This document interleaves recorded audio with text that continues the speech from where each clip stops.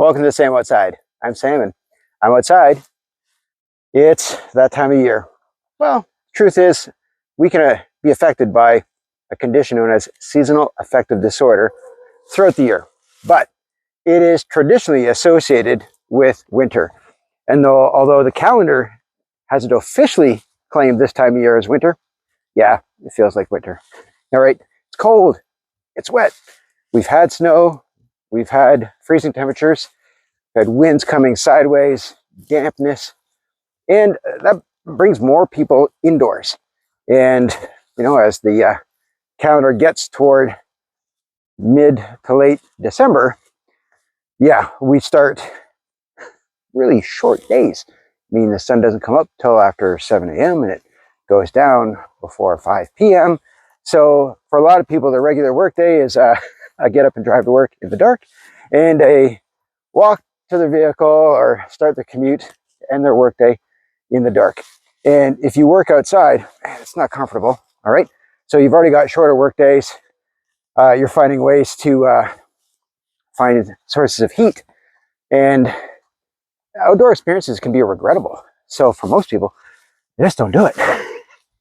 And without access to daylight, access to fresh air, we don't get as much natural opportunities to release serotonin, one of those happy hormones, feel-good hormones that happens with exposure to fresh air and to daylight.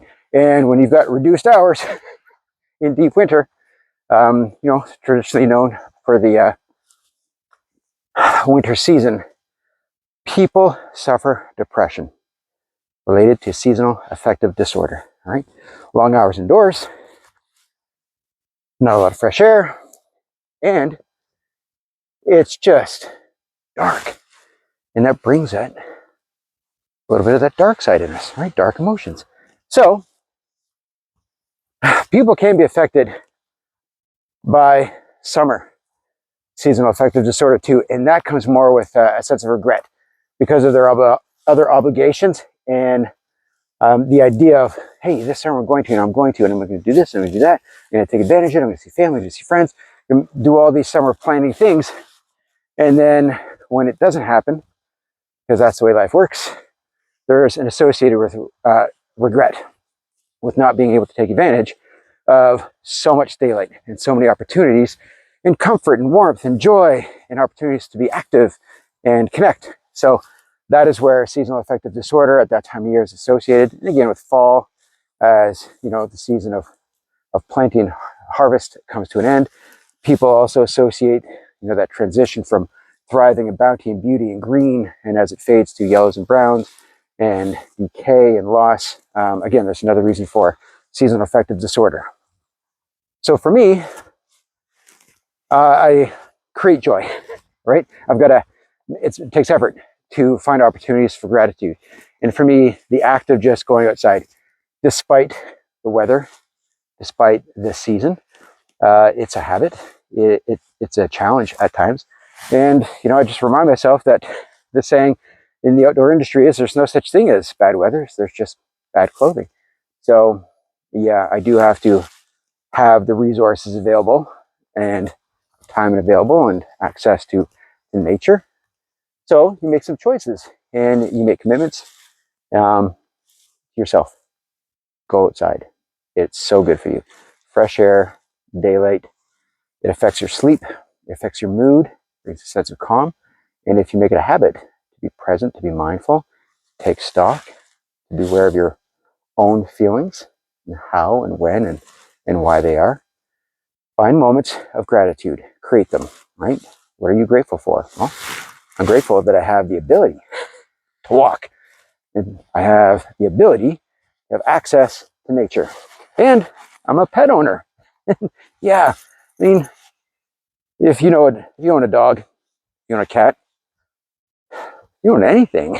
Ownership is a weird way to say it, but if you share your time and resources and love with a four-legged furry friend, they bring so much joy, right? Just the moment you come back into their life after a long day away, there's just so much unconditional love. And so part of that love is the reciprocity that comes with shared time outdoors, right? Shared time away from what could otherwise be a lonely day for a lot of our four-legged friends. So go outside, be active, share that with them, to be grateful for those opportunities, for the growth in the sharing, despite the weather, despite the season, right? There are other things you can do, surrounding yourself by images, by sounds, by smells, all right? There are things you can do, bring in the outdoor experience into your living space.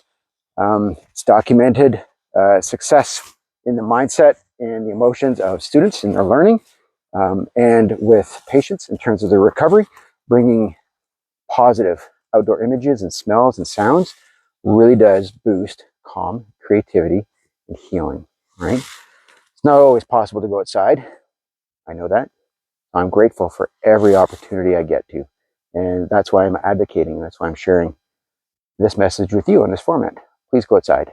You need it. We need it.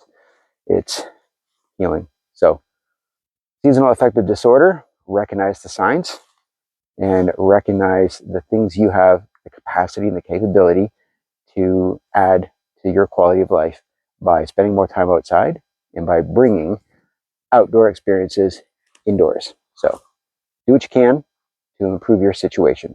Going outside is a big part of it. Thank you very much for watching. I appreciate the time that you spend doing that. So, I'll talk to you again soon. Bye-bye. Good job, buddy.